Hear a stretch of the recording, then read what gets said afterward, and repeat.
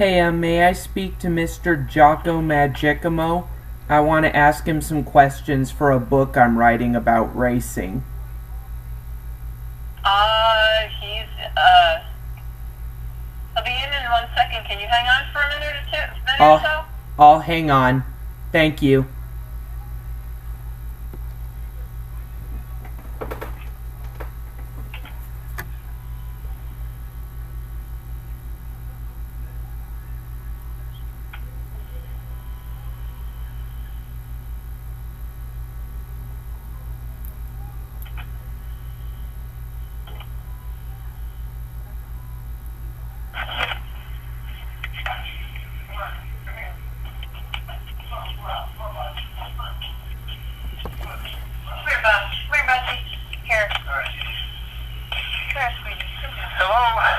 Hey Jocko, my name is Douglas Kenney, and first off I want to thank you for that signed t-shirt that you sent me.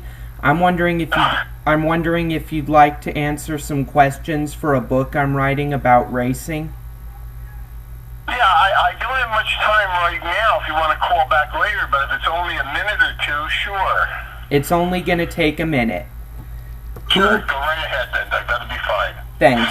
Who was your best friend in the garages? My best friend in the NASCAR garages? Yeah, NASCAR.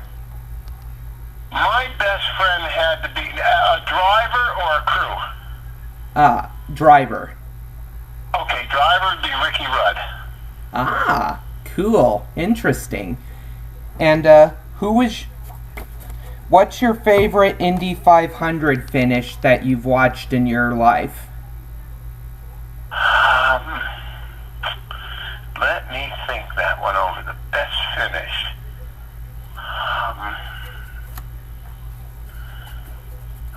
Let me think now.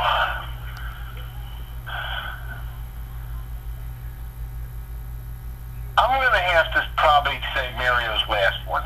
Yep. Mario's. Okay. Mario's, yep. Thank you. Now on that first question on Ricky Rudd, that's why I said driver would be Ricky Rudd, but person would be Buddy Parrott. Ah, Buddy Parrott. That's really interesting. Yeah. Very nice guy, honorable guy, and I helped him out one time, and he never forgot it. He said, Jocko, he says, if you can help me out this one time, I'll be with you throughout your whole racing career. And he never let me down. He was there anytime I needed help, he was there. That's really cool, man. I'm glad you had such a cool guy like him on your team. Very honorable, very honest, and one person that was extremely devoted and hardworking to the sport and the individuals involved within the sport. Okay, cool. And what's your favorite race victory of all the races you've won in your career? This is the last question. I guess it's going to be my very first race, my very first race at Lime Rock, 1972, the Camel GT. It was International Motorsports. It was my first race. It was a Camel GT, I think it's 350, and that was at Lime Rock in 1972. Ah, really nice. The first victory is always the best, they say. I did not even have a professional license. I didn't have a license, but the promoters and owners of IMSA, International Motorsport Association, John Bishop and his guys were watching me practice with a Camaro. And they said, did you realize that Camaro would be maybe in the top 20 at our event this weekend? I said, no, I had no idea. And they said, would you like to run the car? And I said, oh, I'd love to, but I have no license. I said, I'm going to go to SCCA school soon. I've been practicing a lot here, and I have my father that's giving me all the pointers that I need. And they said, we're going to give you a provisional license, and if you do well, then we'll give you a professional license at the end. And I did. I won the race, and I ended up getting my professional IMSA license, which turned into the Professional professional Trans Am license, which turned into a professional USAC license, NASCAR license, and a number of other licenses that I had. That's really interesting. Me too. Well, thanks for the interview. You're welcome, and good luck with your book. And keep me informed when it comes out. Send us a notice that it's out, and we'll try to hunt it down and buy one. Thank you, sir. You're welcome. Have a good day. You also. Bye now.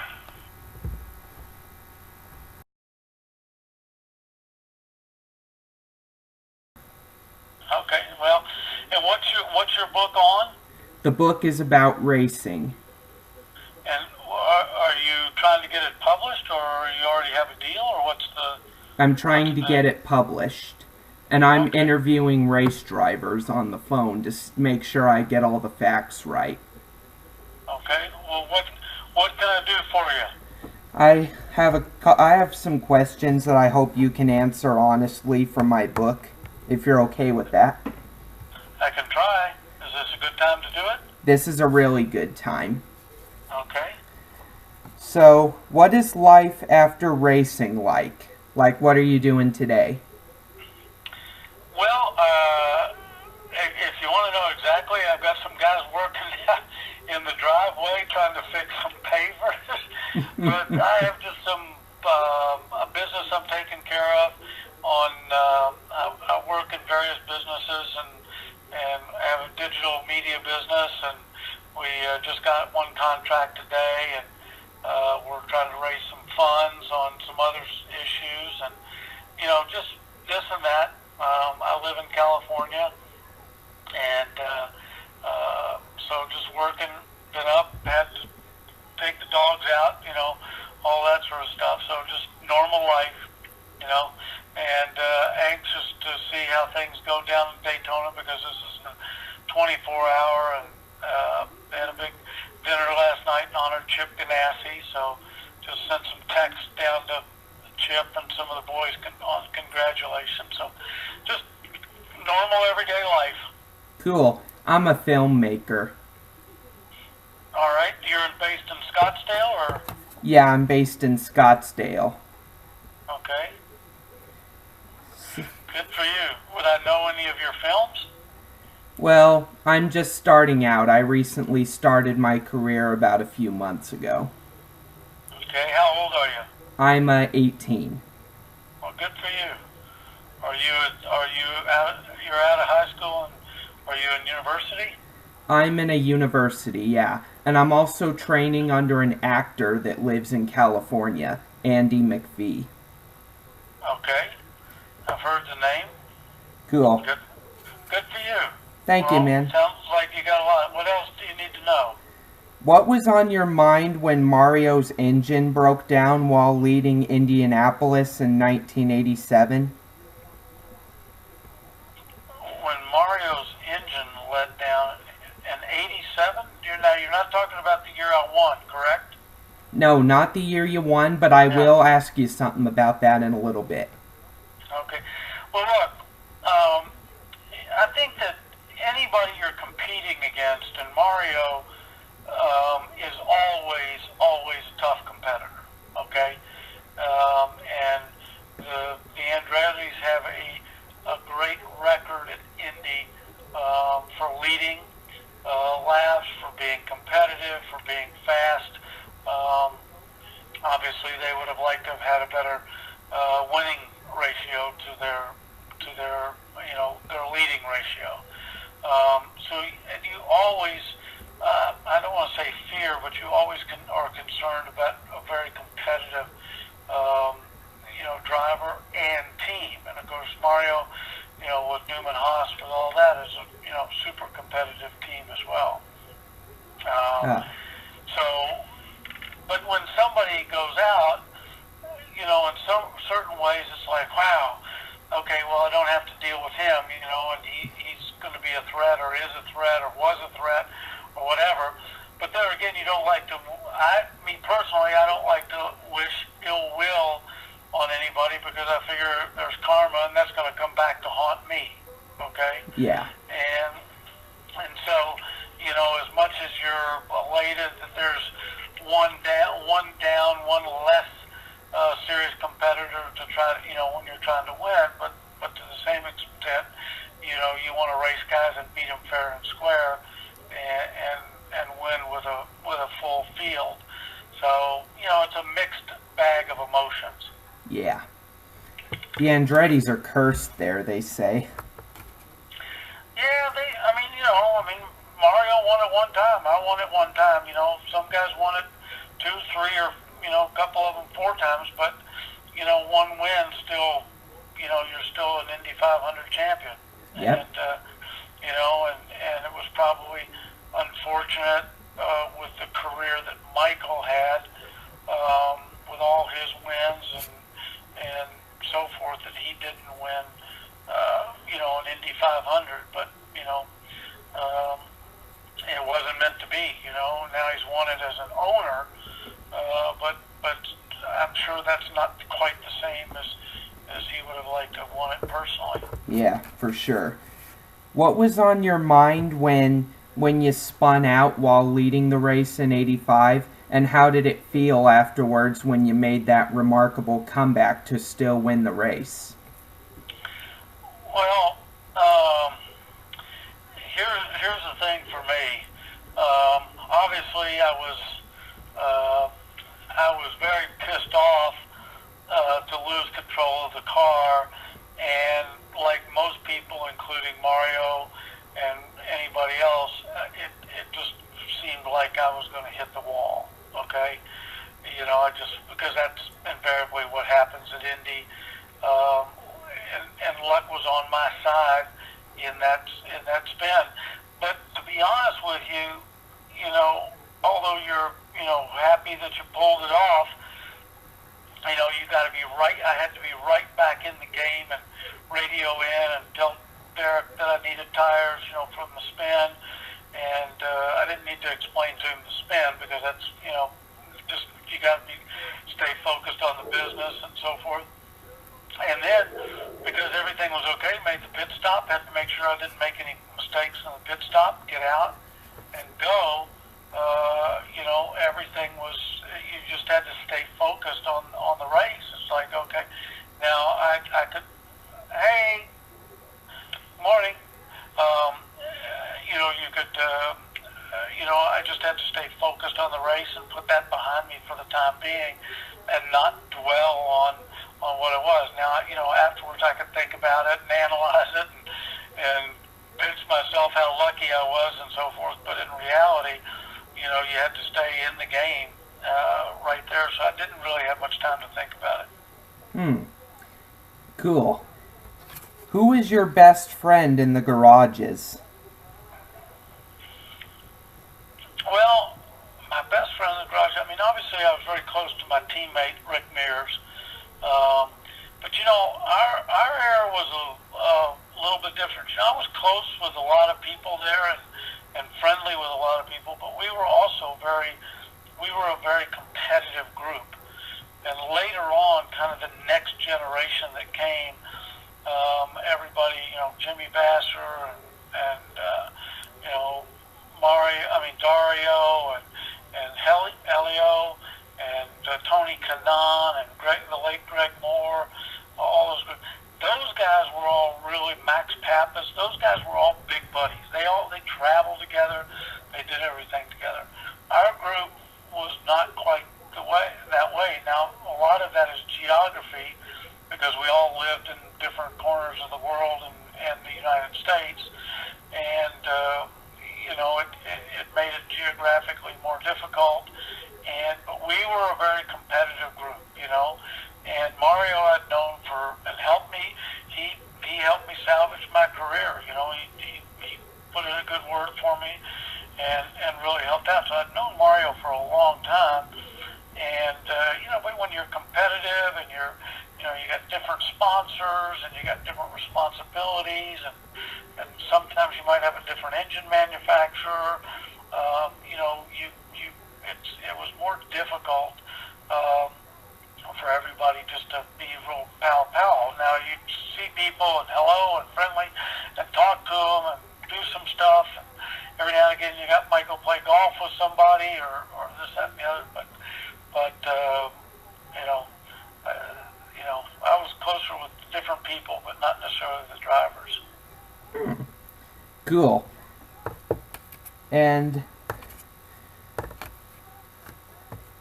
who was your favorite competitor that you raced against? Well, I'm going to be totally honest. This was a great era for racing. We're talking IndyCar, correct? IndyCar, yeah. Okay. I assume most of these questions are centered around IndyCar. I was honored to be in a great, very competitive group of drivers in maybe one of the most competitive eras of IndyCar. Okay. Okay. If you go down and look at the list from Mario and Michael and Al Jr. and Rick and Ray Hall and Lyondike and Emerson Fittipaldi and Floyd and John, the list just goes on and on. I'm leaving guys out from that came in, Roberto Guerrero.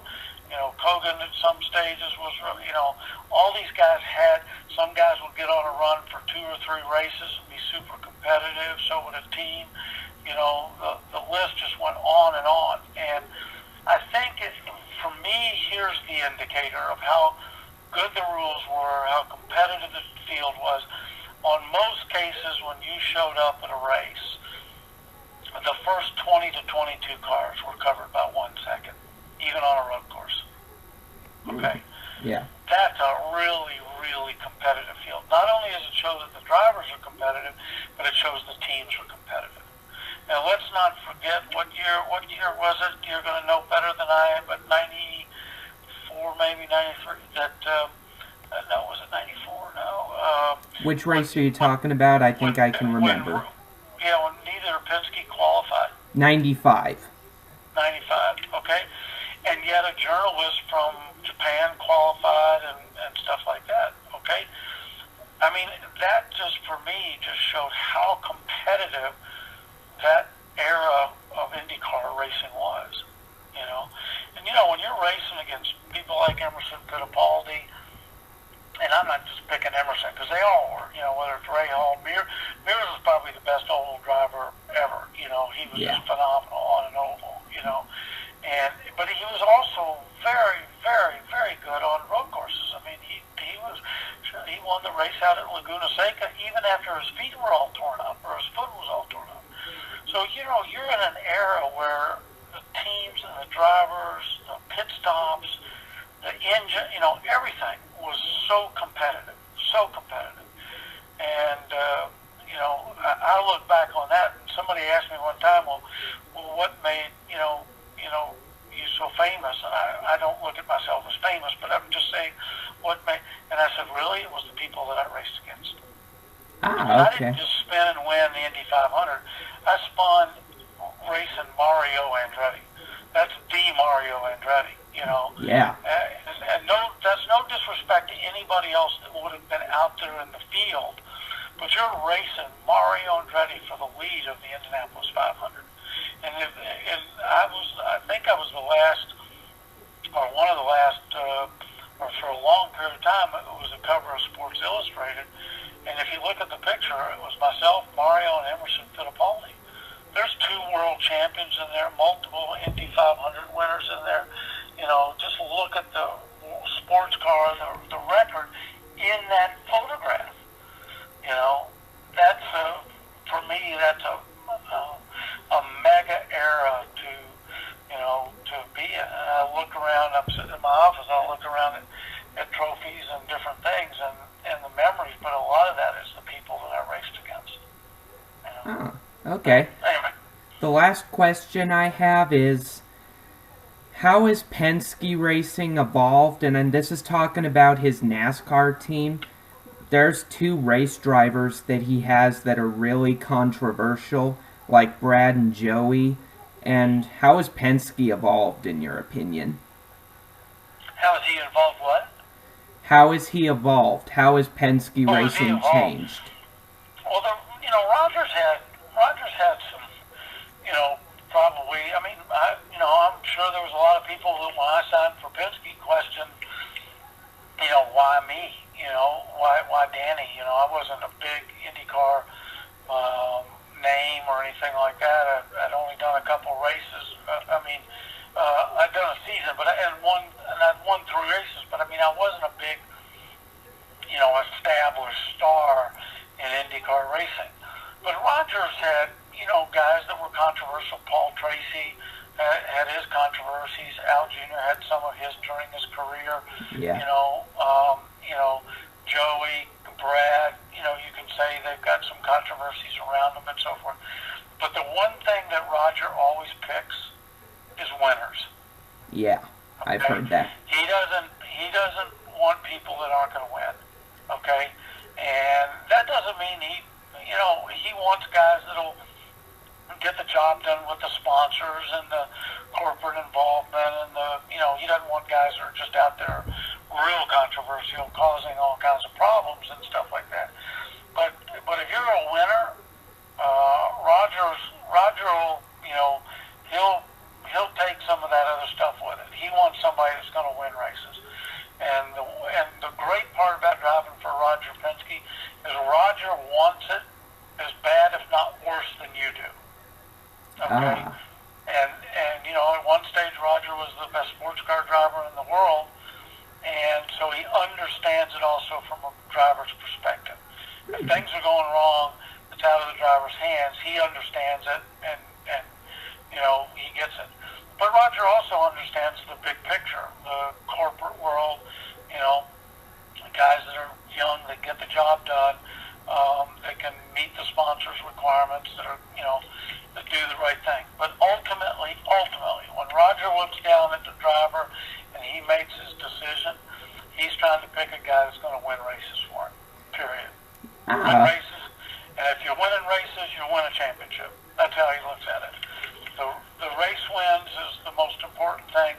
Championships will follow. Wasn't Tom Sneva another controversial driver from the 70s, kinda? I really wasn't that involved in that era. I raced some against Tom, but I raced against Tom more toward the closing of his career. Yeah. And he had some issues, I think, that I've read about just the way you have, but Tom's okay. I mean, he's just, he's a wild man in some ways, and will, say a lot, but Roger saw in him probably that he could, he was fast and he could win races. Hey, Bobby Unser, I mean, he had some controversies around him, but he won a lot of races for Roger. So, you just look at that stuff and say, hey, whatever. It's again, it comes back to the thing, are you going to win races for Roger Penske? Yeah. He'll take it to a point, but are you going to win races? Is that the guy that's the best guy out there for me to win races? Yeah. That he can get, if that makes sense. Because sometimes the guy might be at another team, but he's just not available, if you know what I mean. Yeah. To be honest, I don't blame Roger for picking winners, because, that's what's going to keep the team going, is picking winners. Yeah, look, every driver that I know wants to drive for Roger because they know they're going to have a chance to win. One of the toughest decisions I made in my career was leaving Doug Cheers and Domino Pizza Hut One, leaving that team. Great group of guys, Dennis Swan, all the boys that were there. We won 3 races in really what was my first year in IndyCar, full season in IndyCar. Great group of guys, great people. But when I looked at it, I thought, okay, who's got the long-term longevity to win races in a championship? And Roger made an offer to me, and it was kind of like, okay, where's the strongest for my future? For winning, and that it was a tough decision. To leave a team that in your first full year, you win win 3 races, and to leave that, that's a tough decision, trust me. And they were good guys. You know, they were good guys. They were strong. They were winners. And believe me, that was not an easy step. Yeah, I bet not. I hear that they later won the 500 in 1990 with Ari Lyondike, I think. Yeah, you know, they won a lot of races. Al Jr., Ari, you know, they did a great job. They were a super team. But I just think for me, for long term, Roger was the best. So, anyway, hey, listen, I got to go run some errands, okay? Thank you. I hope you good luck with your book and your film, and good luck to you. Thanks, sir. And I want to make a promise before you go.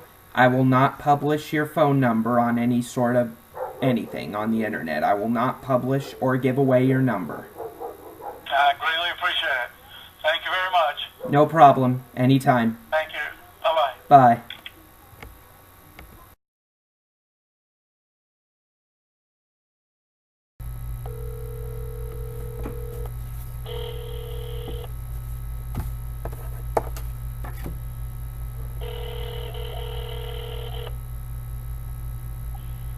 Hello?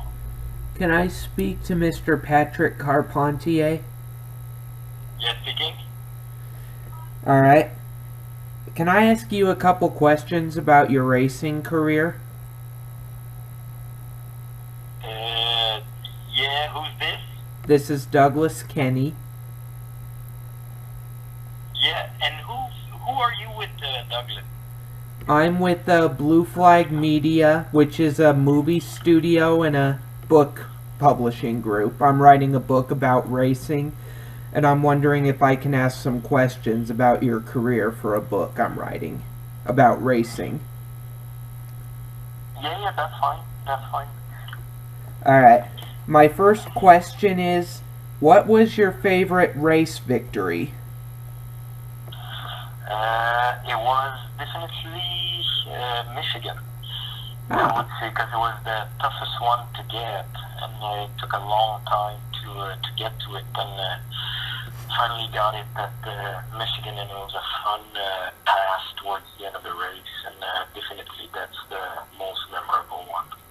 cool. Was it IndyCar or NASCAR? IndyCars, yeah, it was the first one in IndyCars. Ah, interesting.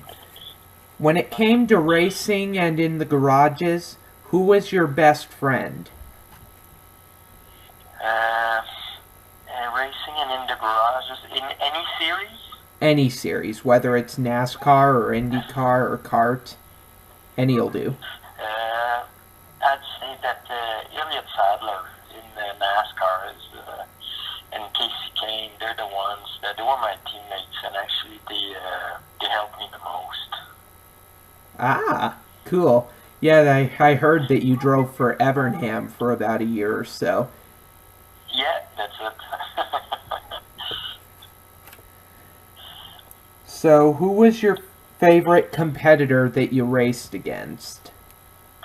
It was Paul Tracy. He was my teammate too back then. He was in IndyCars, and he was actually a great teammate, but the greatest competitor. Ah, cool. Paul Tracy should have won the 500 back in 2002, I believe. Yeah, I think so too. Yeah. How did your faith guide you in your career? Actually, I always believed, always had faith, and it was tough at times, and I always kept believing in it, and praying, and through the hard times, and when Greg Moore was killed in Fontana, and Yeah. kept going after that, and so yeah, pretty much all my life actually. Cool. And when you almost got by Kevin Harvick at Montreal back in 2007, was that on your what was on your mind when you almost got by him? It's funny because coming down to the airpin there, it's almost like I had time to weigh in if I should just push him off a little bit so that I can pass, because I was right behind him and he was kind of on the inside line, blocking me. And I hesitated, and I was not sure what I was going to do in NASCAR, and I was like debating if it was worth it or not. And I was home and I wanted to win for the fans, and it happened so quickly at the same time that I just decided to stay behind, and I thought I would maybe get him down the back straight, the front straightaway, and it didn't happen. So he ended up winning the race, but he kind of paid me back at Loudon when I got the pole, because he was beside me, and he told me because I let him be in Montreal, he let me do 3-4 laps up front, which is what he did, and then after that I let him die. So that was pretty cool. Yeah. And what was racing in the rain like a year later at the same racetrack and racing with Ron Fellows? What was that like? It was pretty cool. It was raining really hard. Ron Fellows was up front and was behind him. And it's funny because Ron kept complaining on the radio that it was raining too hard and we had to stop the race, and kept complaining that we had to keep going. It was not raining hard at all because I was catching it. But he was right. It was raining way too hard, but I didn't want to stop the race. I was like, no, it's perfectly fine. I see everything. But it was getting dark and it was raining, so they ended up stopping. Yeah. I don't blame him, you know. It's dangerous to race in the rain. He was right. I was wrong, but I wanted to win. Yeah. Yeah, I know.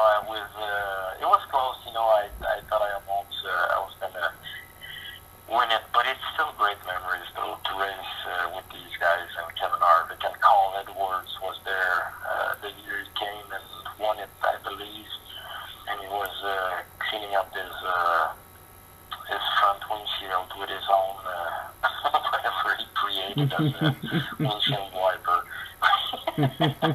Yeah. Good times. So, and this is the next to last question that I have. The next to last. Who do you think is the best? Besides you, who do you think is the best road course ringer in the sport? I think Carl Edwards was very, very, very fast on the road course. If you talk about NASCAR in the years I was there, I'd say that one Pablo Montoya was a hell of a fast driver. Yeah, Montoya was great too. Yeah, I think he was. He was great everywhere. Yeah. And the final question that I have is, if you ever have a chance for a full-time NASCAR ride again, like a full-time ride that's even better than Gillette Evernham Motorsports, would you take it even if you're retired right now? I would run and take it. I'll be honest with you. Yeah. I would definitely take it. Yeah, I did a couple of races last summer. Yeah, with Go Green Racing, I believe. Yeah, and without testing, and it was a small team, but it's too competitive. You cannot do that. Also, If I would All right, well, thanks for calling. Just call back if you have any questions. I will, and thanks for the quick interview. Yeah, no problem. Have a good weekend. You too, man. Bye.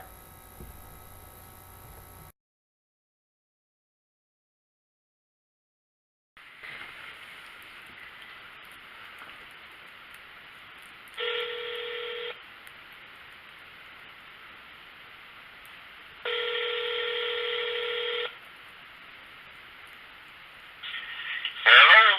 Can I speak to Mr. Robert Presley? This is him. Hey, I'm Douglas.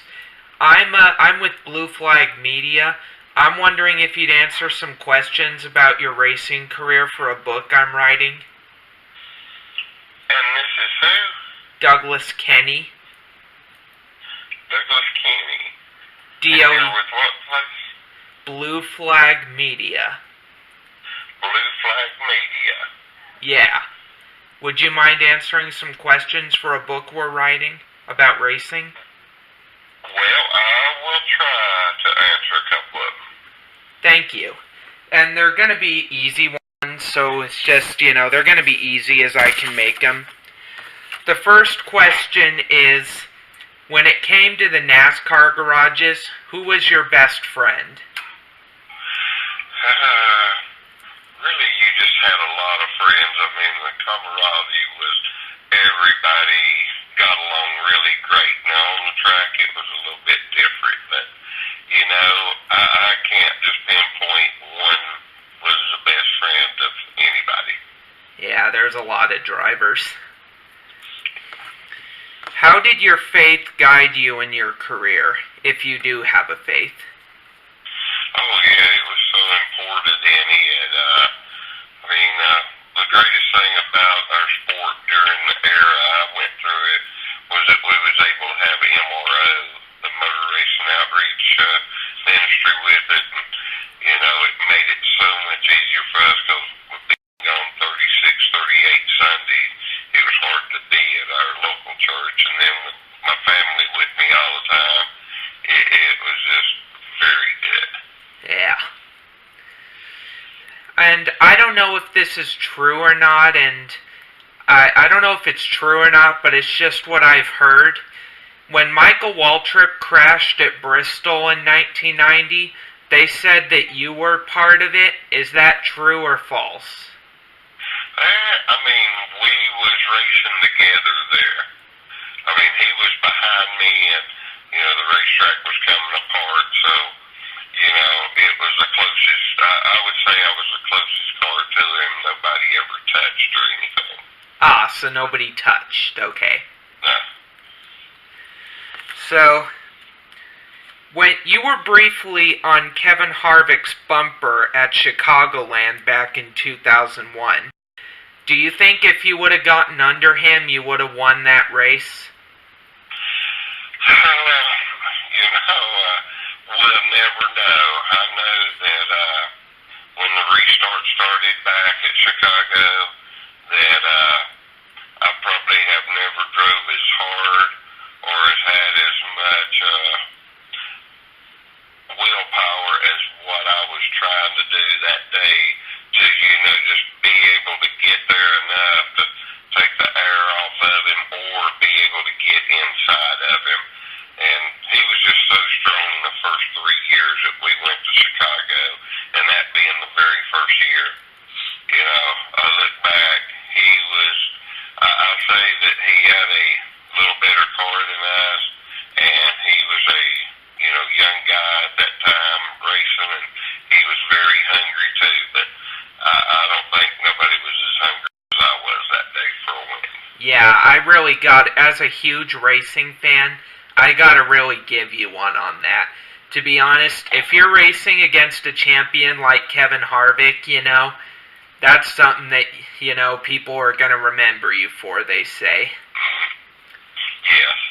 But I have to give you one on your run, because not a lot of people can say that, they had a chance at winning a race like you, I wish we could have got one. We got the Busch wins and the truck wins, but, I always say Chicago was the best finish we had and the closest we ever come to winning. Yeah, everybody was really impressed with your run. That's what I can tell you. And another question I have is, which is the best Indianapolis 500 you watched in your life? I can sit and say I have never watched the Indy 500. I have watched bits and pieces of it, but has never sat through and watched one. I just always liked A.J. Foyt as a young guy as I was growing up, but I've never really been interested in the IndyCar side of racing. Oh, are you serious? That is odd. We was just always, I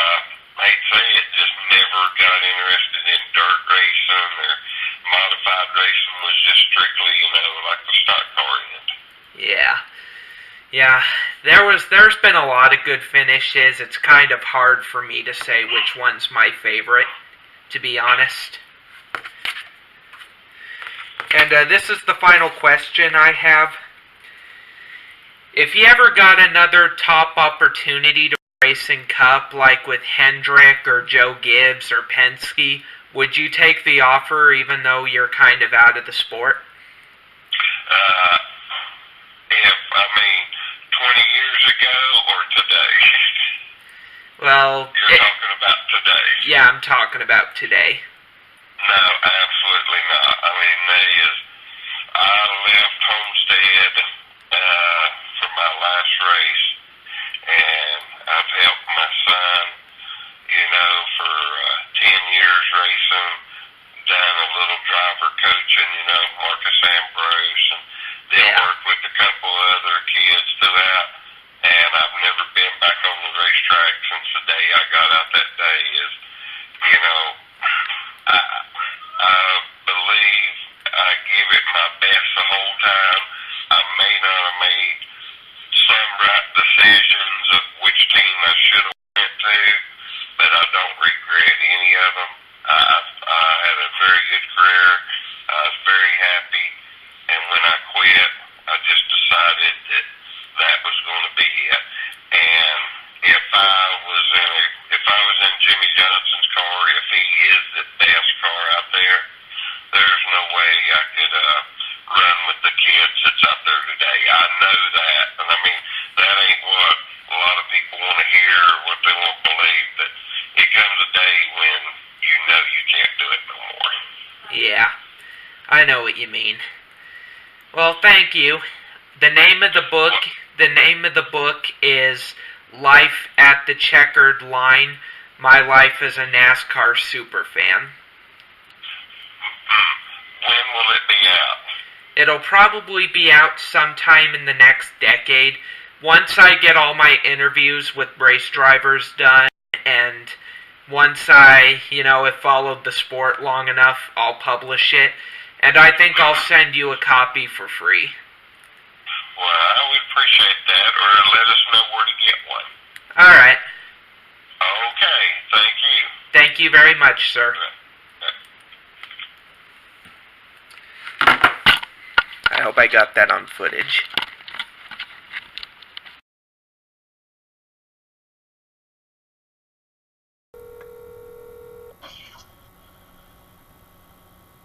Hello, Can I speak to Mr. Justin Allgaier?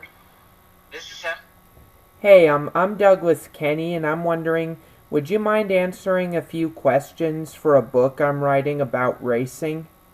Yeah, I can do that. Oh, thank you, sir. I'm Douglas, if you ask. So, who's your favorite competitor of all the ones you've competed with? Favorite competitor?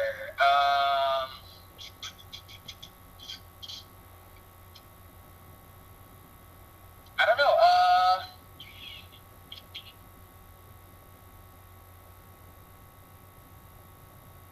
Probably.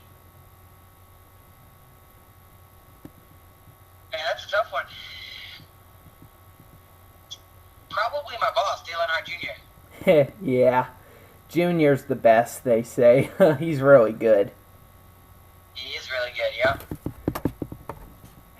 And I've heard you're a Christian. How is your Yes. faith guiding you in your career? How is your faith guiding you? I'm Christian Well, too. I think there's a couple things that my faith does to help me as an athlete. Number one, obviously, being a Christian, I know that all talent, whether it be what you are able to work towards or what you're naturally gifted with, is all a gift. No matter how hard you work, God still has to allow that talent to be able to flow through you, and with that talent and fame and success and all the things that come from different things, I think for me, I don't take any of it for granted, and I know that all of it could be gone tomorrow. But the other part of it is that I would say that it's allowed me to lead uh, I don't know the right word for it, but for me, I don't get caught up in the money and the fame and all of the different things that a lot of athletes do. For me, I'm very happy with what I have, and I'm very blessed, and I try to not take that for granted. So we do as much as we can to help others and to make sure that we pass the gifts that we have along to those that aren't fortunate as we are. So that's the other part of it. But then the last thing is for me just the safety aspect of it. I know that racing is a dangerous sport, and if something were to happen to me tomorrow, I know that I have a relationship with Christ, and I know that through that and proclaiming that I have a relationship with Christ, that I know that I have a place to go and I have a seat next to God in heaven. Yeah, I'm Christian myself. The Bible can mean a lot of stuff to me, I think there's a lot of meaning to what the Bible says. Absolutely. I think there's many ways to interpret what it says, which is why we need to be open-minded. Know what I'm saying? Oh, absolutely. Of all the Indy 500 finishes you've watched, which one's your favorite? Probably the 98 Indianapolis 500. That was the year I was born. Really? Yeah. So that was the year that I went to the Indianapolis 500. Oh, cool. That's really interesting. Yeah, that is interesting. My favorite 500 had to be Mario's win back in '69. That was a good one. Yep. Yeah. So, what's driving for Roger Penske like? Oh, it's amazing. I mean, Mr. Penske is the captain. I mean, he's an amazing person, and somebody that I have a ton of respect for. And so just to even be able to say that I've driven for him is truly an honor. He's insanely talented race car driver. I've watched him drive. He's a great race car driver, but he's also a great leader and a great owner and somebody that I look up to a lot. Yeah, a while back I interviewed Penske driver Danny Sullivan. I called Danny Sullivan on the phone and interviewed him as well. That's cool. Yeah, Danny's a really great guy. A lot of the Penske guys I've spoken to are really nice. Yeah, oh, absolutely. And of all the wins in your racing career, which one's your favorite? Your wins? So in my entire racing career, probably my favorite was 2008 Toledo ARCA Racing Series. We won the championship because of the race win. Oh, it was yeah. my last race, driving for my dad and my family-owned race team. I had already signed with Penske Racing, and it was just an amazing day, like the way that it all worked out. So that was probably my favorite win of all time. Wasn't that the one where Stenhouse and Scott Yes. Speed got into it? Yep, that was it. Yeah, I saw it on YouTube a while back. Yep. Yeah, I love it when the drivers express how they feel. But I don't believe that much in payback, if you know what I mean. No, I understand completely. Yeah. So, another question I have is, what is fatherhood like?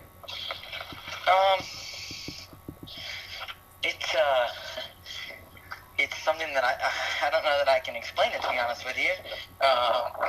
It's something that until you become a father, it's really hard to.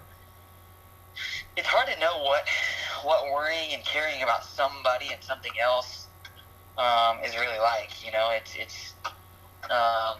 I've been lucky enough that I have a super sweet daughter, and it's been pretty easy from that aspect as far as parenting goes. But I think it's made me a better car driver on top of being just a better person because of it. Yeah, I think fatherhood changes a lot of the drivers. You know how Kyle Busch was always the aggressive guy, and it seems like he's turned it around now that he's a father, you know? Absolutely. And it seems to have turned around Brad Keselowski, because a while back he was getting into altercations with people, and it seems like fatherhood has turned him around too. Yep. And this is the final question I have, which is, let me read it. What is road racing like? From what way? Is it hard or is it, easy? Like, describe road course racing to me. Can you say that again? What, is it hard or is it easy? Can you describe road course racing to me?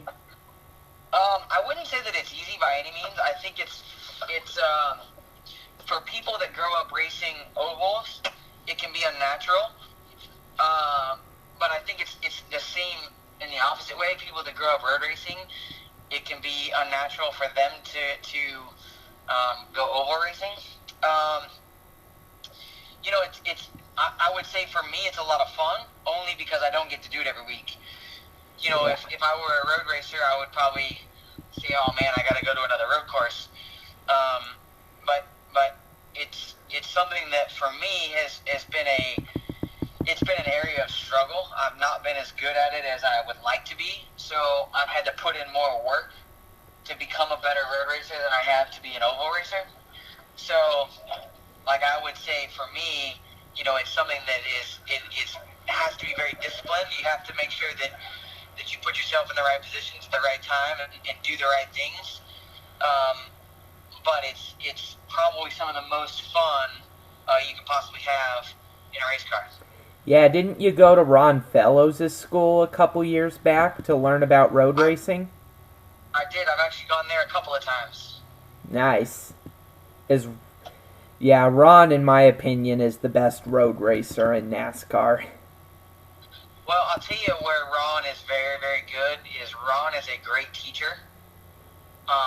He's an amazing driver, but not everybody can teach what they do and show you what they do and how to do it. Ron's very good at understanding what it takes to go fast and being able to do it, but also able to show you how to do it when he wants to. Yeah, I remember when he dominated Sonoma back in 2001 when he drove for Nemechek. He had that race, I believe. Yep. Yeah, so he should have won that race for sure.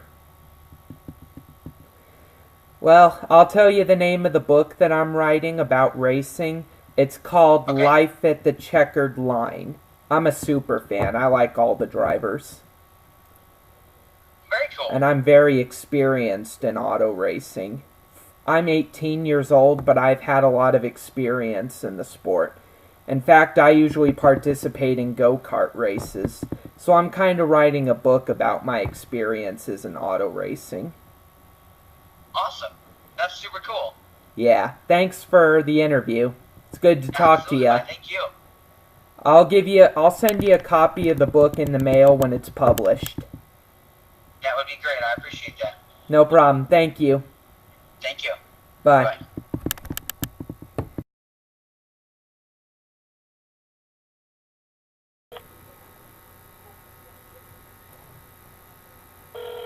Hello. Can I speak to Mr. Bobby Allison? May I ask who's calling? Douglas Kenney of Blue Flag Media. Okay, can I ask what this is in reference to? I'm wondering if he'd answer some questions about his racing career for a book I'm writing about NASCAR. Okay, hold on just a minute, okay? Okay.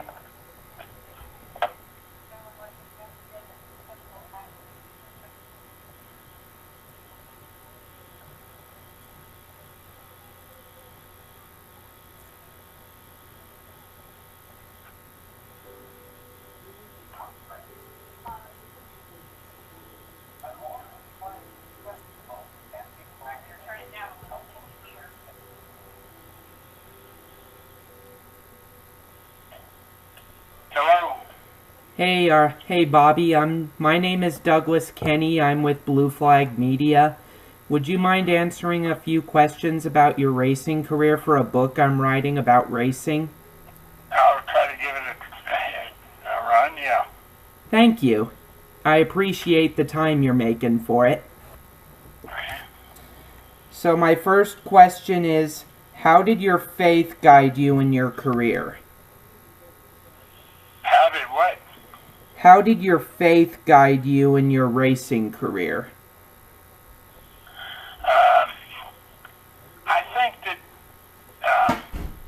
it helped me really behave myself because I wanted to make sure that I had a clearer conscience that I had if something really serious happened to me. Ah, yeah.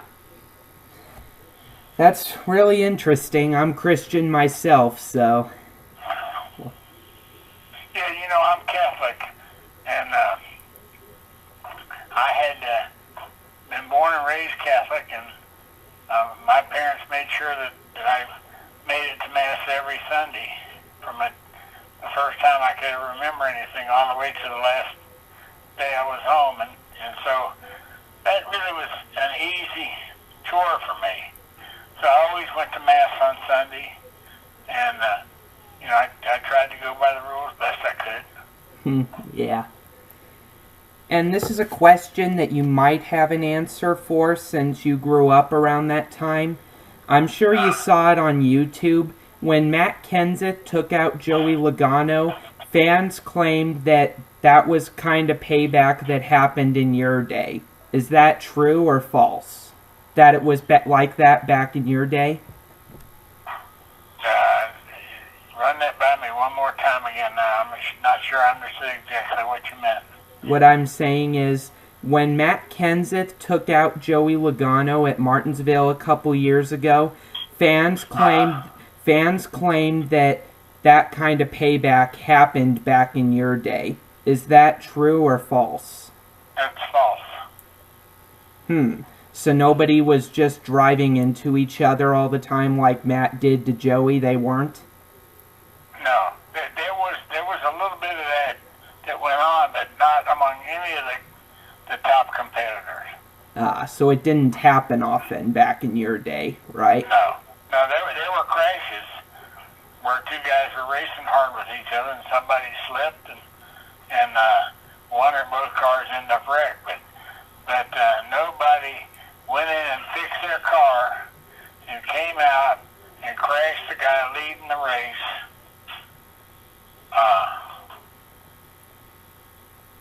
No. So they didn't mess with the leader. Yeah, never.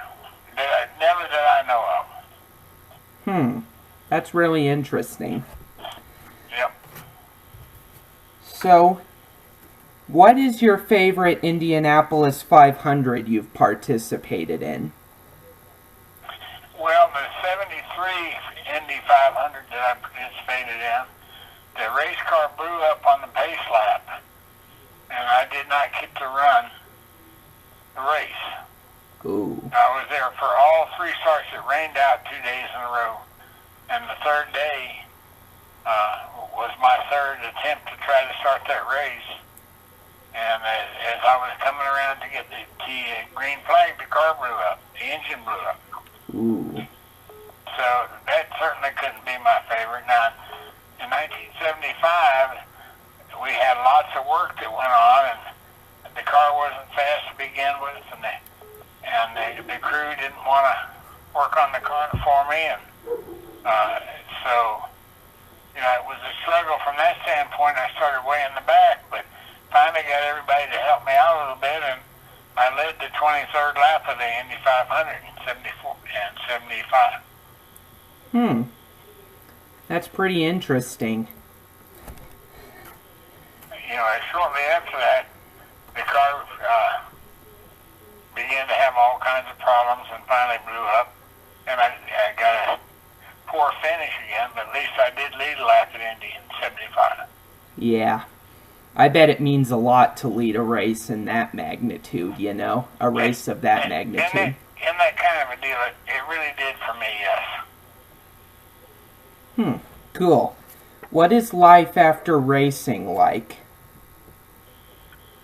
Well, it's been quieter for me, but you know, I had some good days and some bad days, and then lost my wife a year and a month ago, and Yeah, my it's condolences. been really a tough situation. Yeah, me and my Blue Flag Media team, we all express our condolences to you about that. Yeah. Okay, what else? Who was your favorite competitor you raced against? Well, really, that was probably a difficult question for me. Several different people along the way were good friends and good competitors, and a few times they were fierce competitors, and sometimes they weren't friends. Probably my most favorite of all the competitors would be Neil Bonnet. Oh, I remember him. Yep. Yeah, he was really a good guy, and he really drove well. Yeah, I've heard a lot of good things about Neil. Yeah. And this is the final question. What's your favorite victory in your racing career? Whether it's a championship or a race, which is your favorite? Well, what should be my favorite was February of 1985. No, excuse me, February 18th, 1988. I was 50 years old, and I won the Daytona 500. The best young man in racing was second to me, our son Davey. And that definitely should be my favorite. But even to this day, because of the injuries at Pocono 4 months later, I do not remember Daytona 88 myself. I can read about it and I got pictures, but I can't call it up in memory. Yeah, I can kind of see why. Well, thanks for the time. Okay, good deal. You take care. Take care, man. Yeah, bye. Bye.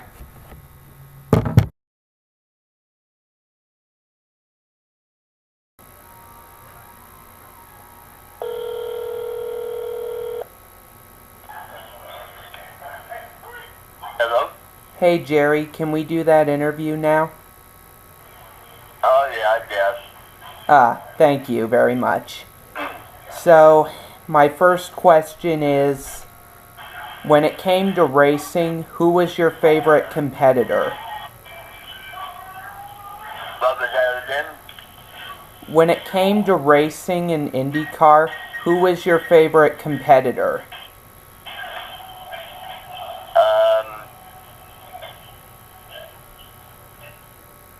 Let's see, the guy I looked up to most, Yep. Mike Mosley. Ah, Mike Mosley. I remember him. Yep, He was pretty promising. yeah, he's a good guy. Yeah. My second question is, which is the favorite Indy 500 you participated in? Well, my first one, 1977. Yeah. So that was your favorite? Yeah, that'd be my favorite. Didn't your brother Tom Sneva win the pole that race? Yes, Ah. he was the first one to go 200. Ah. Nice. Did you ever participate in the race where your brother Tom won? Nope. He won in 83 and I wasn't there in 83. What was your reaction when Tom Sneva won the race? When Tom won the race? I was happy for it, Not surprised. right? Yeah. What are you doing today now that you're retired? I play a lot of golf. Yeah. Yep. What's your hometown that you live at right now? Indianapolis? Ah, Indianapolis. Yeah. I live near the place that Tom lives in. I'm based in Florence, Arizona, which is not far from where Tom lives. Oh, yeah? Oh, good. And I don't know if you saw this on YouTube. I don't know if you follow NASCAR that much or if you've seen it on YouTube. Did you see the altercations that Brad Keselowski had a while back? In 2014? Logano? No, not Logano. That's his teammate. Keselowski is his teammate. Did you see the clips of Keselowski's altercations from 2014 on YouTube? No, I don't think I did. Then this is probably not a question to ask you then.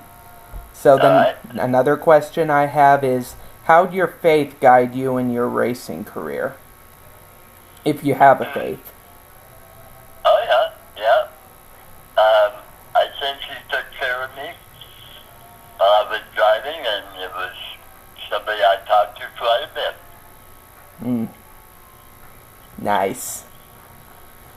And another question I have is, if Roger Penske ever asked you today, if he ever offered you a ride in IndyCar today, would you take it? Yes. Of course. Who wouldn't? Yeah, who wouldn't? Of all the Indy 500s you participated in, which race was the closest that you came to victory in the race? Which was your best race that you participated in? 1980. 1980. Yep. We qualified 5th and ran third most of the day. At one time, Tom was leading, I was running second. Nice. Yeah. It was really nice and amazing to see Tom charge all the way from 33rd to 2nd. You know, that was pretty cool. Really. That was really cool. Yep. And I think that it was about maybe 12 years later that Scott Goodyear did the same thing. Is that right? Uh-huh. And another thing I have to ask is,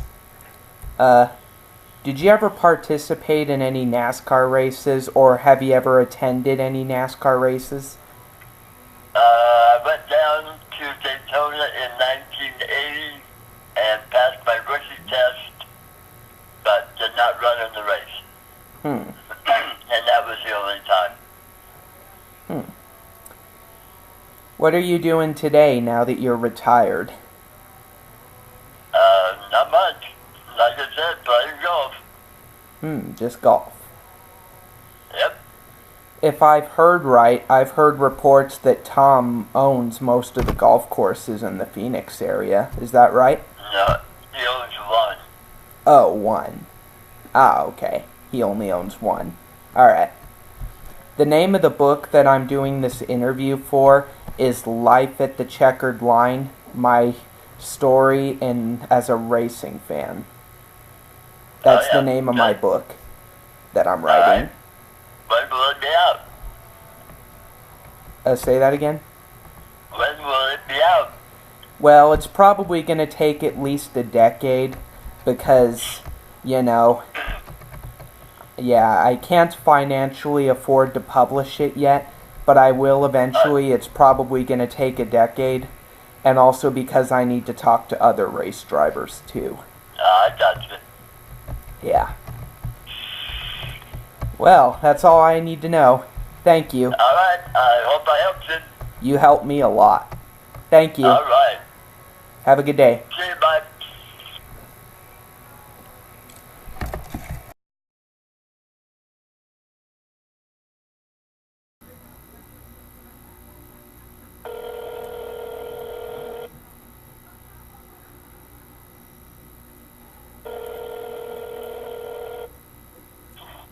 Hello? Hey, can I speak to Mr. Jeff Bodine? Who's calling, please? Douglas Kenney. I want to ask him some questions about his racing career for a book I'm writing. Let me see if he's available. Okay.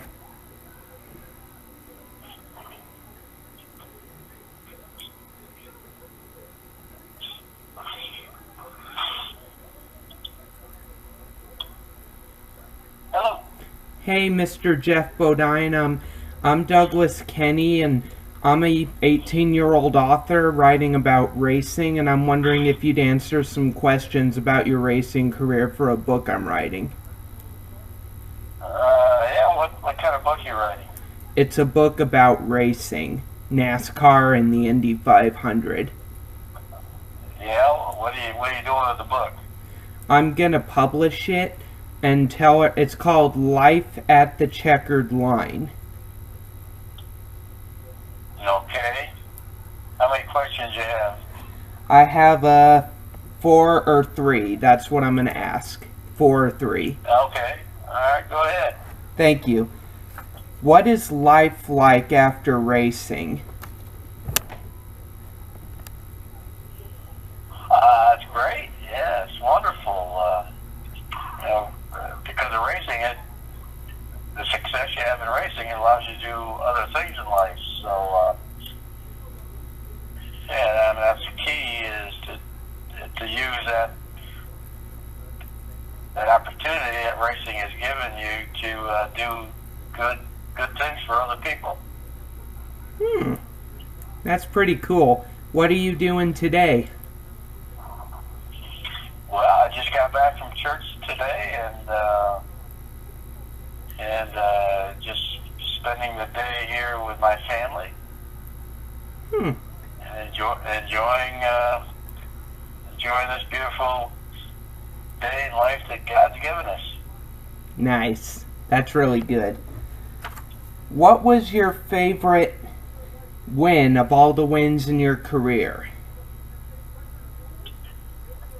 Yeah, that's a tough question for me to answer. What's your favorite? My first win was very special, of course, at Martinsville, Virginia, in 1984. Yeah. But of course, winning the Daytona 500 in 1986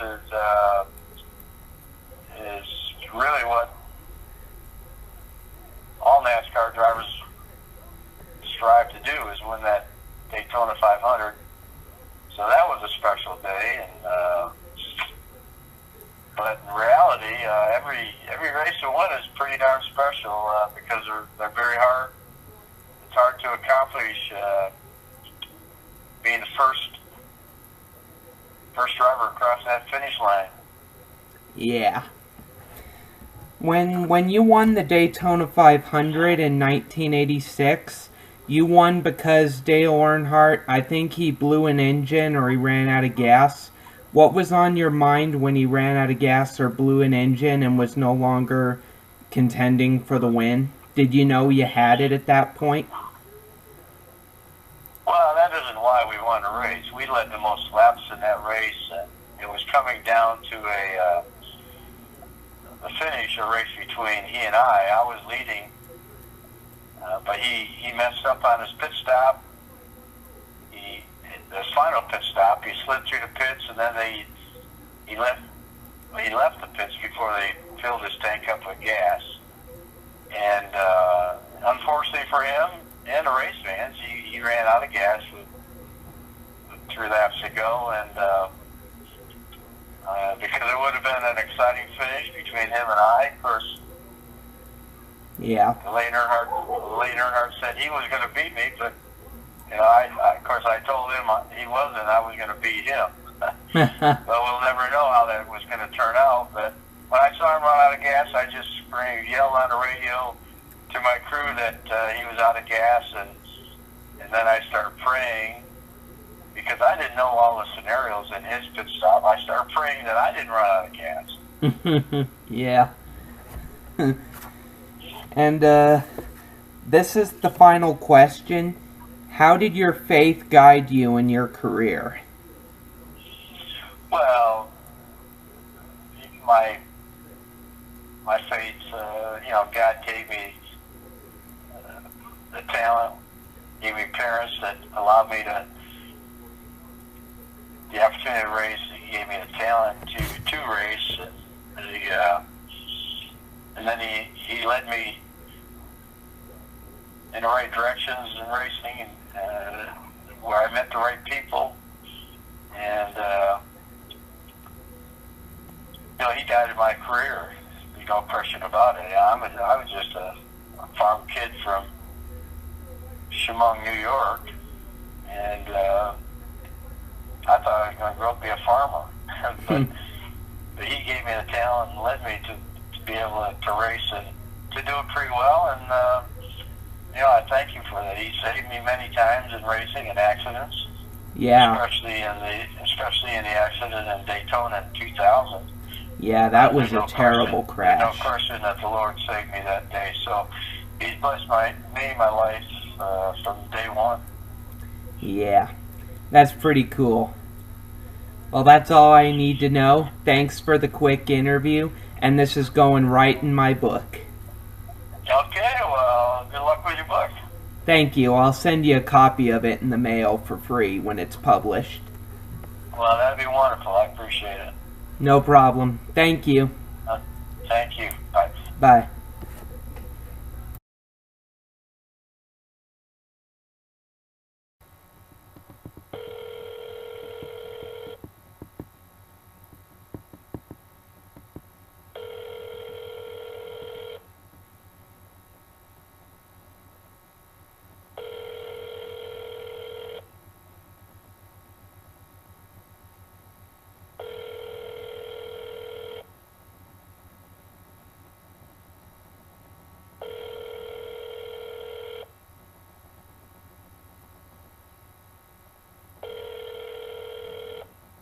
Good afternoon, Jiffy Mixes. Can I speak to Mr. Howdy Holmes? Can I tell him who's calling? Oh, my name is Douglas Kenney, and I'm with Blue Flag Media. I'm wondering if he'd answer some questions about his racing career for a book I'm writing. Okay, let me get your name again. And Douglas. You said you were with Blue Flag Blue Flag Media.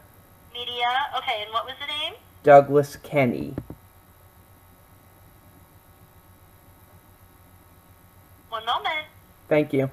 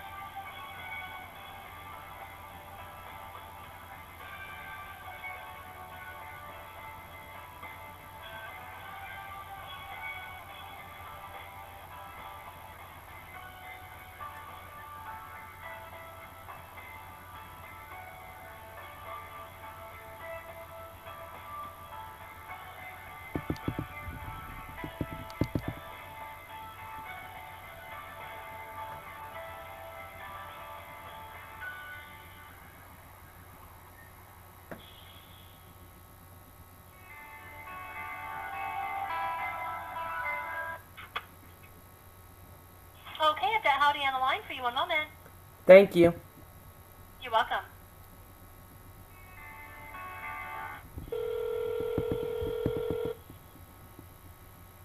Hello. Hey, Howdy. My name is Douglas Kenney. I'm with Blue Flag Media. Would you mind answering some questions about your racing career for a book I'm writing? I'll try to, Douglas. Thank you. And I'd appreciate if it's honest, if all your answers are honest. Thank you. I don't know any. That's all I know. Okay. My first question is, when it came to IndyCar racing, who was your best friend? What you want? Anybody or? Anybody, whether it's a crew or whether it's a driver. So it could be anybody, is what you're saying. Yeah. Well, let me say.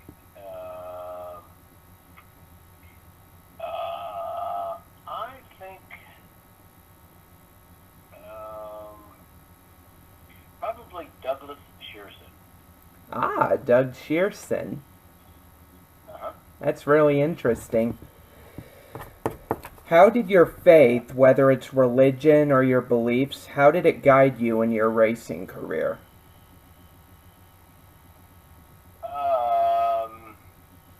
Interesting question.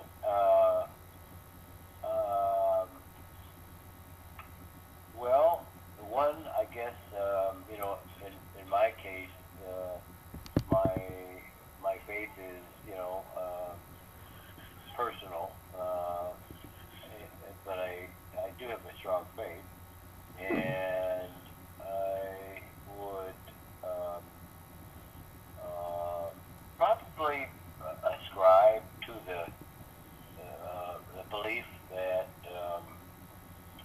a lot of those, most things are out of your hands, and that there is a purpose for me to be in racing, and I might not always understand what that purpose is, but I trusted it completely. That's really interesting. Yeah, that's a nice way to look at it, sir. Thank you. No problem. Who was your favorite competitor that you raced against?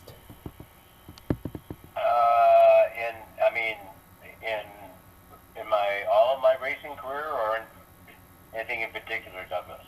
I'd say IndyCar, because this is an IndyCar question. Oh, okay. I would say Rick Mears. That's a nice one. He was the best at Indy, in my opinion. Yeah, he was really good.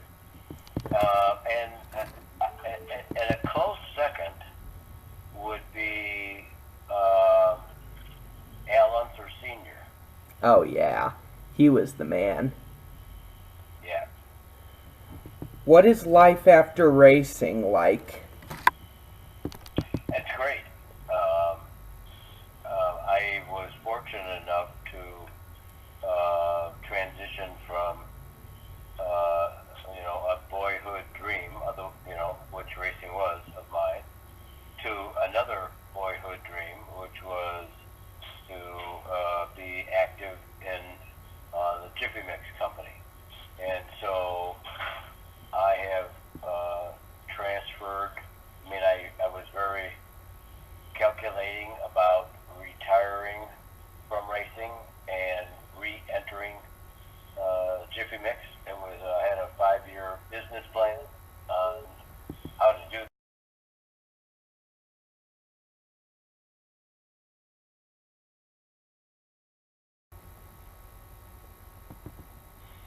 Alright, I'm back.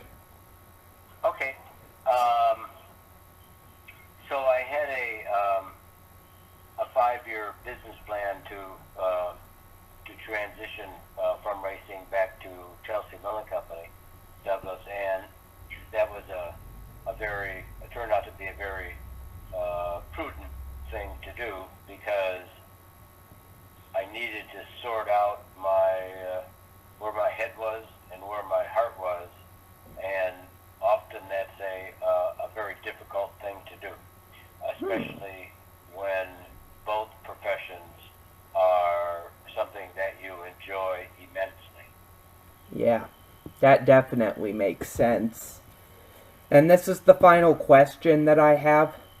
Of all the Indy 500 finishes that you've seen ever since the Indy Racing League formed, which is the best Indy 500 that you've watched or seen? Yikes.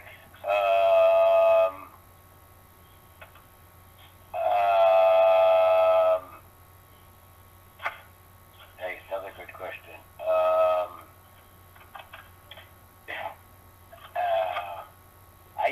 I take a bunch of employees to the race every year, and we usually depart, with about 2 laps to go. But I would have to say, yikes.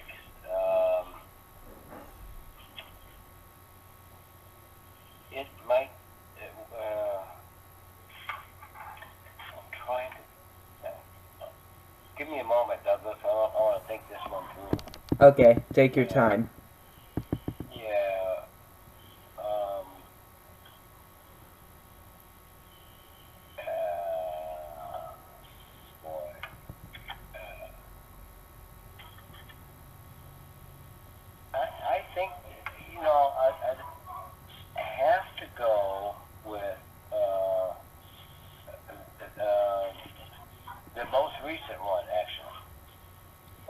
Alexander Rossi? Alexander Rossi?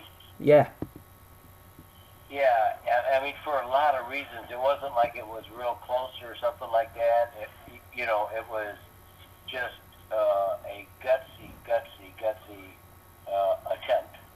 Yeah. And it worked. So it wasn't like,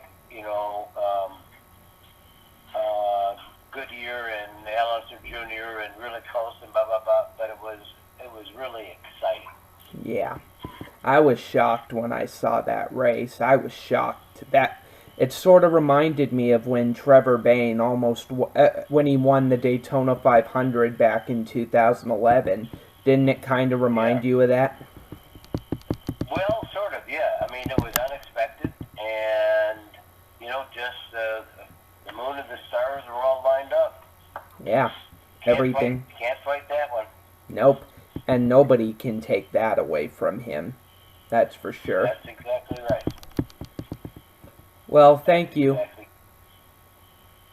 Well, thank you for the interview. Well, you're welcome, and I appreciate you giving me a call. Douglas, you have a great day. You have a good day too, sir. Okay, bye-bye. Bye.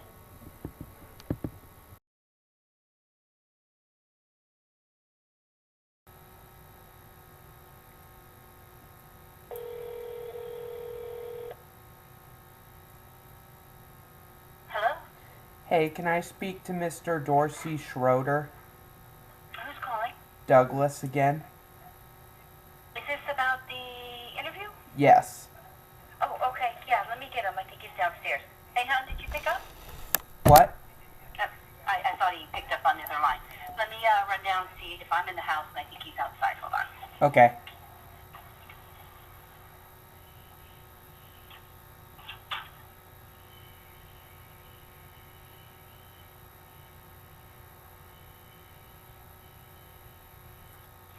Yeah, see if I can find him. Hey, hon?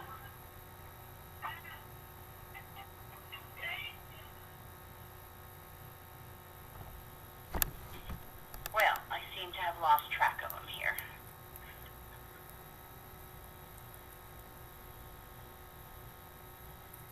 Oh, here he is. Hold on.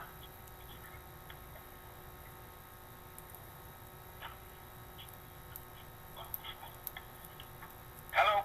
Hey, Dorsey. My name is Doug. I'm wondering if you'd answer some questions about your racing career for a book I'm writing.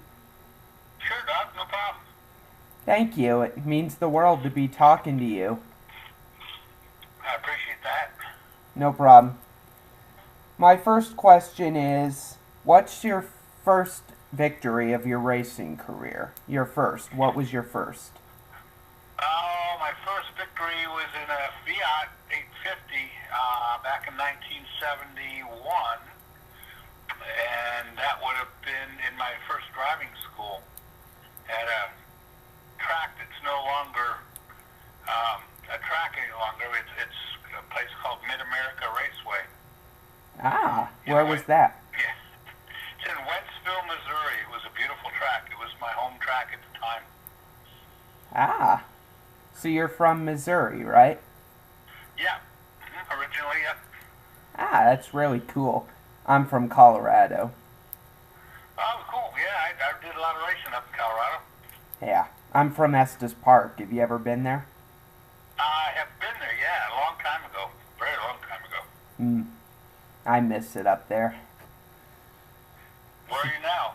I'm now in Phoenix. Oh, boy, that's a big difference. Have you ever raced there? Phoenix, yeah, I've won there several times. Oh, wow. Of all the wins in your racing career, which one is your favorite? Oh, boy, you know what? Individual wins are hard to, pick through, because you look at championships, which is a combination of a lot of wins. Let me think about that for a minute.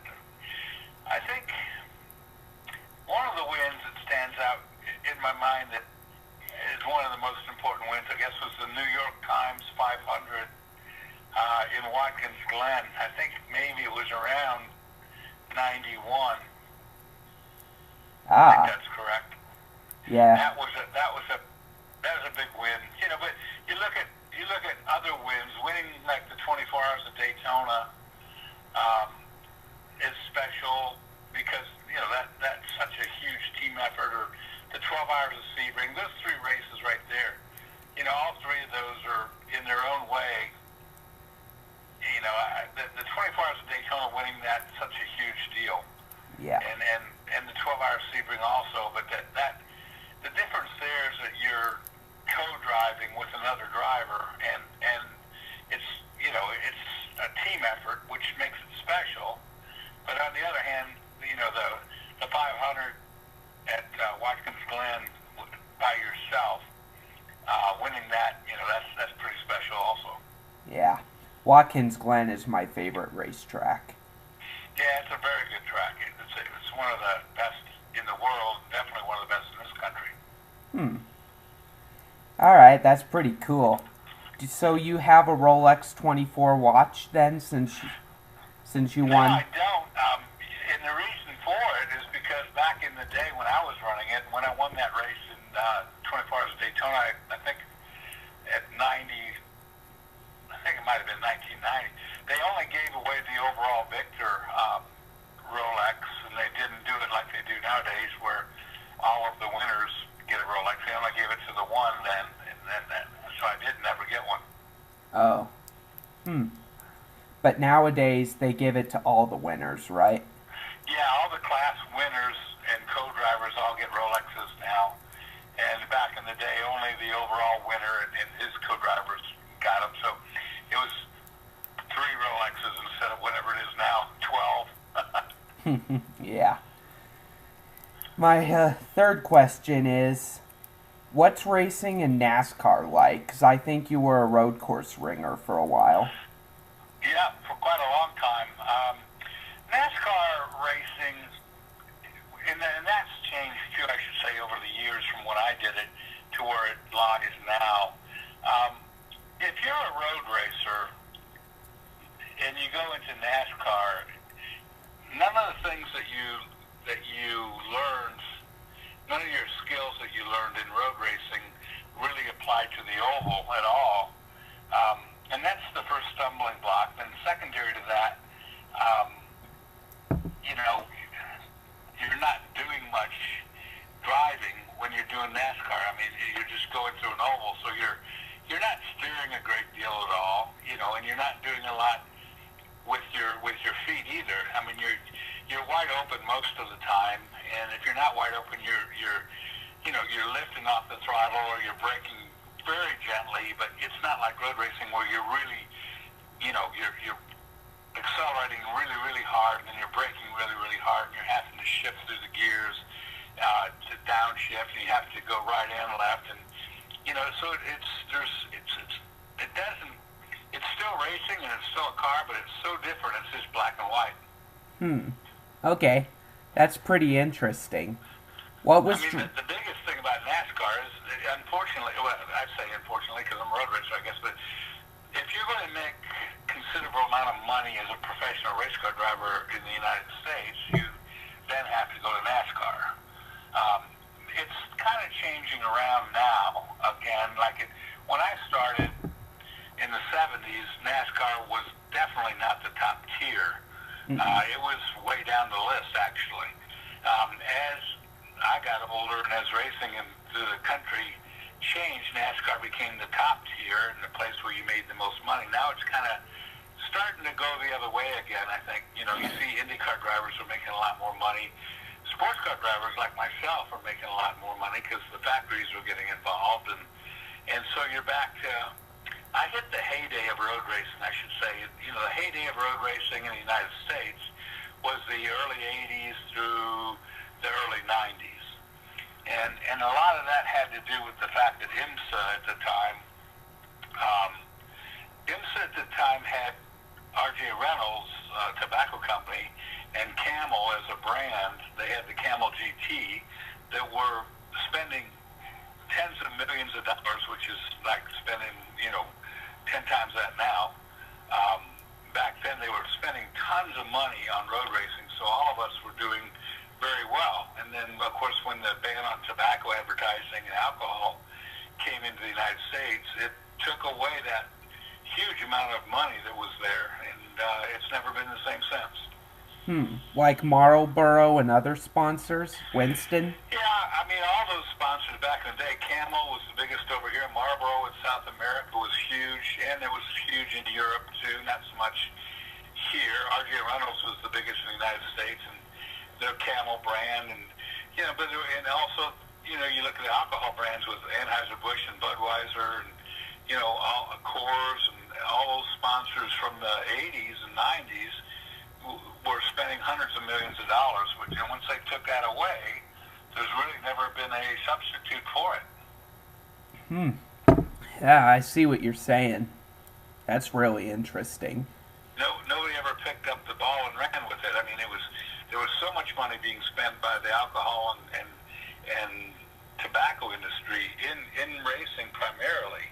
That was their number one venue. And then when they were banned from doing it, no other industry came and picked up the slack. And that's kind of what has hurt racing in this country since that point in time till currently. Wow.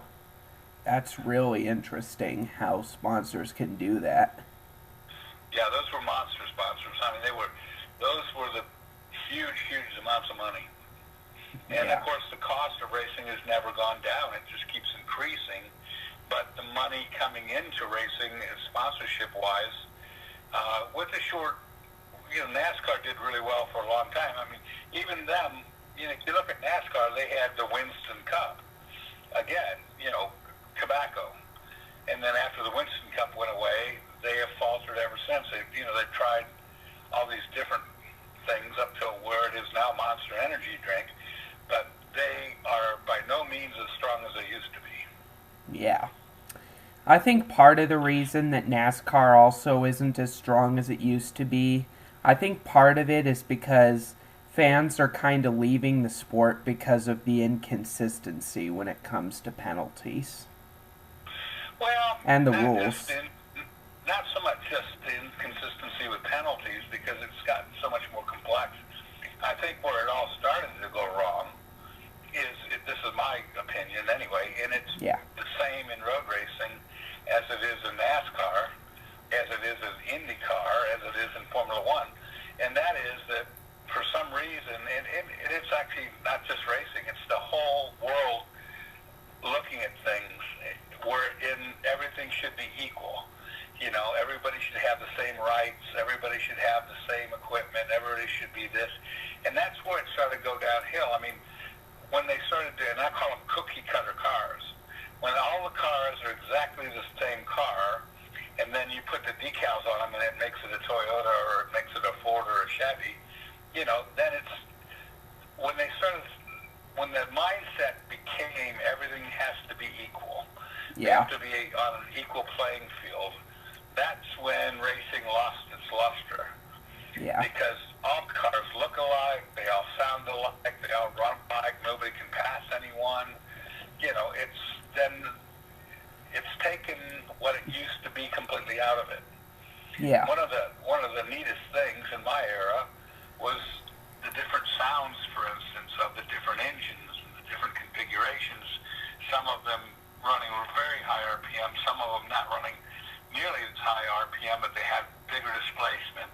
And some of them made their speed in the corners and some down the straights. You know, that was what made it so interesting. And now, of course, everything's exactly the same. I see. Speaking of RPMs, I was going to ask, what exactly does revolution per minute mean? Revolution per minute is actually it's the crankshaft at the bottom of the engine is the main part of the engine. Okay, the crankshaft is what is connected to the rods and the pistons, and that is the main part of the engine. It also connects at the back end through the flywheel and the clutch into the drive shaft, and that is your main drive through the engine. Now, RPM is revolutions per minute, so it's how many times the crankshaft turns in 60 seconds. That So makes now you look sense. at incredible amounts of speed there, but that's just the crankshaft. So when you think about the camshaft, which is what opens the valves, and not all engines have them anymore, that runs at a different speed. It runs, it runs at twice the speed. It's a smaller piece as well. So I mean, so revolutions per minute is what the crankshaft itself is, how many times it rotates in 60 seconds. Ah. And now that being said, too, to make it even more complex and to confuse you further, when you look at a drag race engine and they say it's turning, say, 11,000 RPM, right? Yeah. So a top fuel engine or a funny car engine at 11,000 RPM, the race is over in 3 seconds. So it didn't actually equate to 11,000 RPM because it would have had to run for 60 seconds to get there. Yeah. See what I'm saying? Yeah, I see what you're saying. Now I So like understand. on an IndyCar engine or a Formula One engine, which is the one that turns the most RPM of anything, they actually run for a considerable lot longer than 3 seconds. They run hour-long races, so RPM is an equivalent measurement. So revolutions per minute, so every 60 seconds, a Formula One car is turning 18,000 times at the crankshaft. Wow, that must be spinning really fast.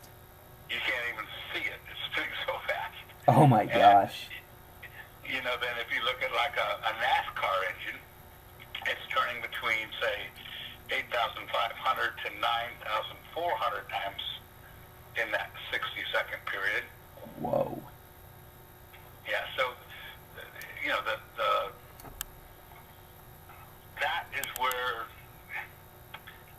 that is where a lot of things are different between the different types of engines and the different types of configurations. On a most simplistic basis, what an engine is an air pump. Oh. So this is how you have to think about engines, regardless of what their configuration is, whether it be 2-valve per cylinder or 4-valve, whether it be anything, it doesn't make any difference. All of them work on a simple process of air in, air out. And the more air that you can come in and get out at the fastest rate possible makes the most horsepower. So think about everything as an air pump, and that's what it is. I mean, as your engine runs, it's bringing air in through the top, whether it be through a carburetor or air mass meter, through fuel injection or for whatever, carburetor. Air in then goes down, and it goes through valves, and it goes into the cylinders, and it's mixed with fuel, and then it's ignited, and then it goes out the exhaust. So the faster you can bring more air, more fuel in and out, the more horsepower that situation will make. That simplistically is how engines work. They're just big air pumps. Ah, that makes a lot of sense. So if you look at them, like you look at motors that are fuel injected, or fuel injected is just a more efficient way of getting the fuel mixed with the air. But then you look at carbureted, which is naturally aspirated, versus supercharged or turbocharged. Turbocharged or supercharged is a way of compressing the air before it hits the cylinder, and so you're forcing more air in, more air out, more horsepower. Ah, I see where you're coming from. So that's an easy way of looking at it. If you look at everything as an air pump, and the more efficient you can make the air come in and go out, the more horsepower you'll make. And the means of which you do it doesn't make any difference. The more in, the more out, the more power. Ah, okay. Do all race cars have a constant velocity joint? No, that's actually a constant velocity joints are new, developed by the foreign cars, actually. Those were introduced when front-wheel drive came about, pretty much. Originally, what you had in place of a constant velocity joint was a U-joint. Oh. And a U-joint was hooked to, usually, the drive shaft, which is the shaft that comes off the crankshaft at the back of the engine, and then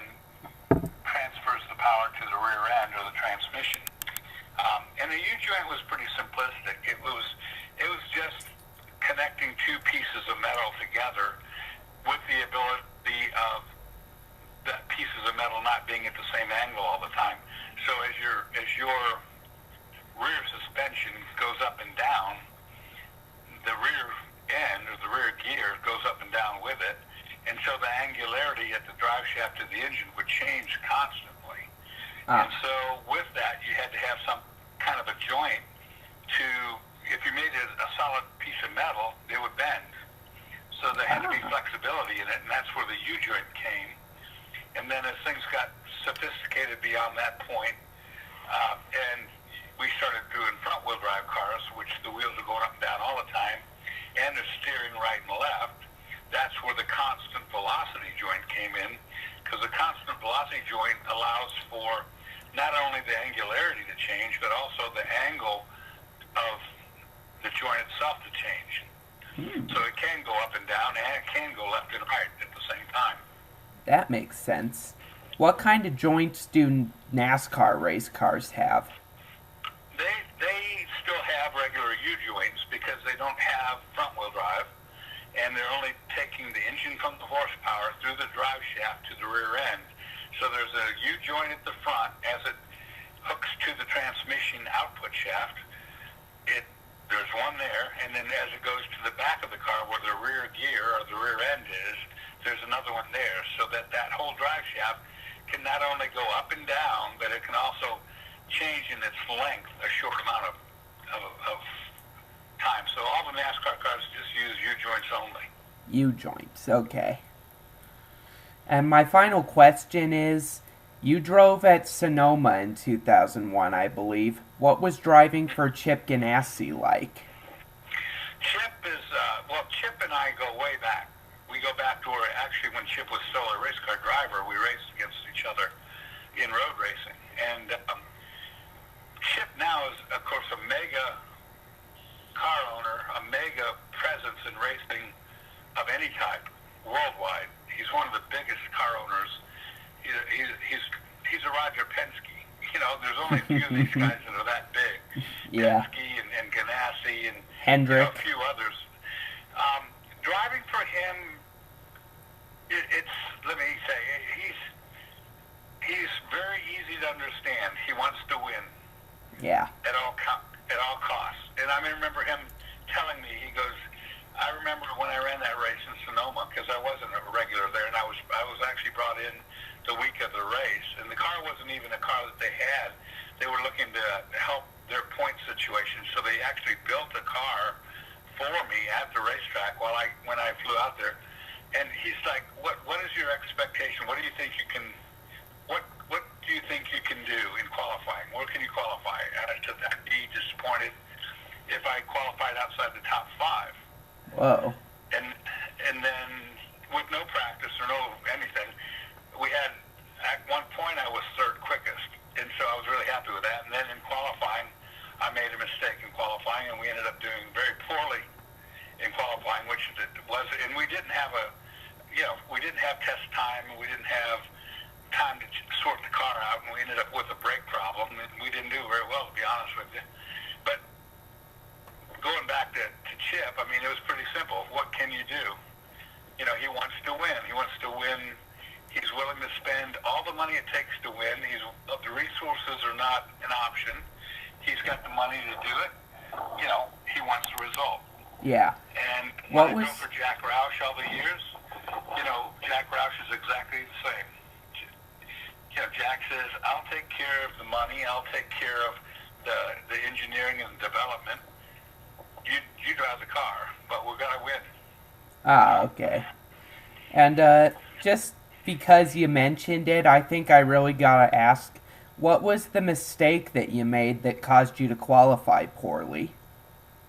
Oh, actually, I just got into one corner too deeply, and ended up locking a brake up and not making the corner as efficiently as it should have been done.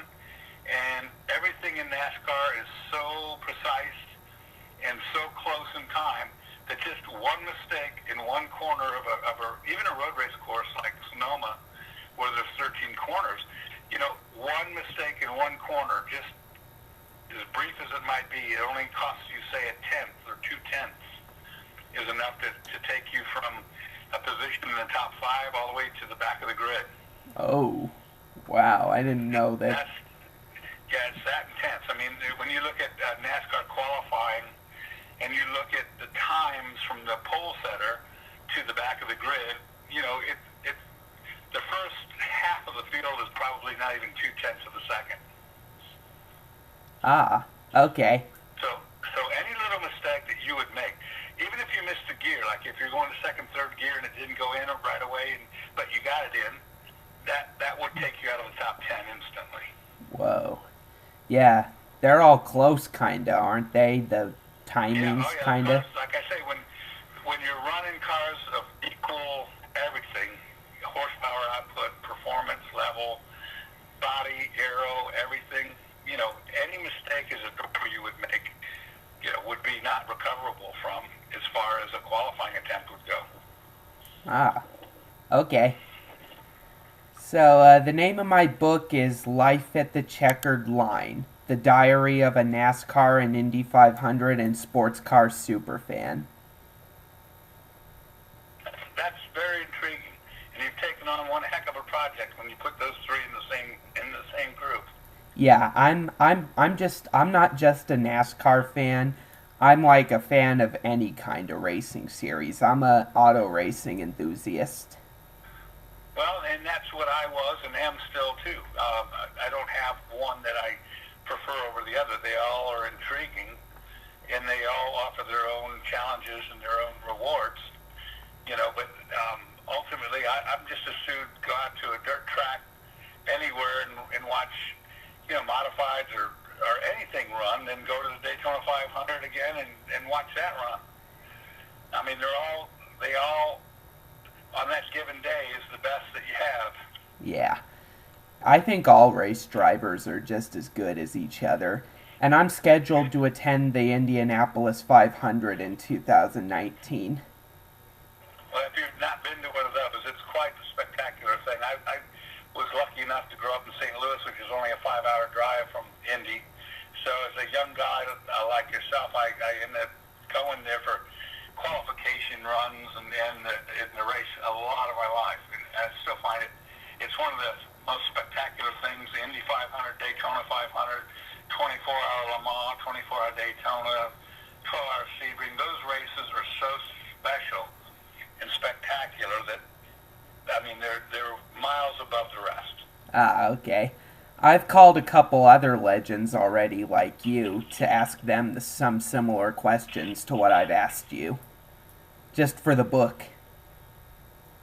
Sure. That's the most positive and the real way to, you know, to learn it from the guys who've been there and done it. You know, I've been fortunate enough to have spent 45 years in the same business. And then I'll spend it till the day I die. I used to figure I'd die behind the wheel. Now I don't think that's going to be the problem anymore. I just might die of old age instead. Yeah, I'm going to probably be a racing enthusiast forever, probably. Well, good for you. Thank you. Well, it was good talking to you. You as well, and good luck on the book, and anything I can do to help you, just let me know, okay? Okay, thank you. All right, buddy. See ya. See ya.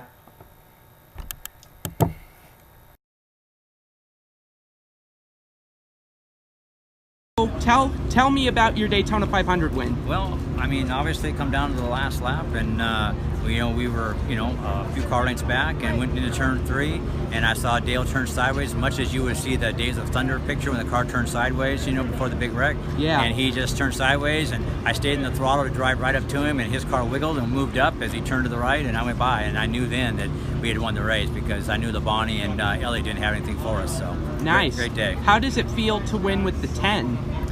Well, I mean, the 10 was, a number that I started racing with, so it was great to really, when I started racing, to be able to come through in 10 years, in a 10-year span from when I started racing, to win the Daytona 500 with the number 10. So it really was kind of like a dream come true.